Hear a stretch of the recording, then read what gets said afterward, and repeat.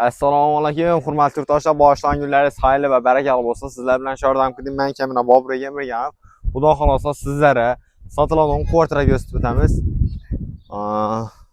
Ikkinchi etajda bo'ladi. 3 xonali, yashashga tayyor. Doğru narsalarini ekkab yashaydigan holatda bo'ladi do'stlar. Qaranglar. Men sizni tushuntiradigan bo'lsam, hokimiyatdan orqa tomonda desa ko'pchilik biladi menimcha. Yurtdoshlarning shu yo'l bilan to'g'ri kelsa, şu anda 3 tane sarıdon var.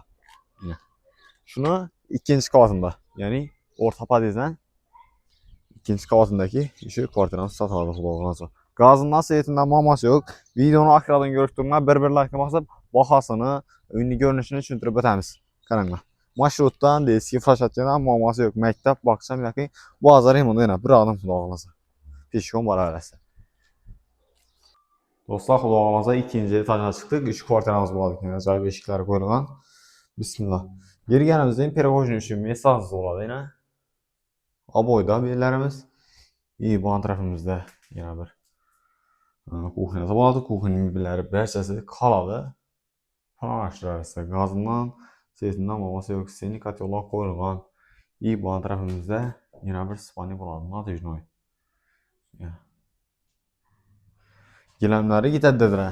Dostlar, senlik katıyor kaladı. Ağın narsalar kaladı. Yani kuhyanın birləri. Yine bu tarafımızda Zalqalsan planşlar arasında patoloqandan cəhalət iş yerlər. Və bu anımızda sanıdır kısmı var. Duş oyatı bir şeyine gəldi bu andan. Zor. Üzerinizde görüp baxılar arasında bir like basıb qoşatdan çıxın. Bu anımızdan spanning. Spanning birləri gitəddədirə. Karanlar marşrut değil miydi dostlar? Bundan maması yok. Yani katma ucallı bir de çıktığınızda bütün taksi şöyle.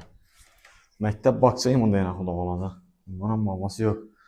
Dostlar, bahasına geledim bolsak 250 milyon sonda dolar 250'ni beresle kredisini devam ettirip isteyizde boladı. Yani kredide var.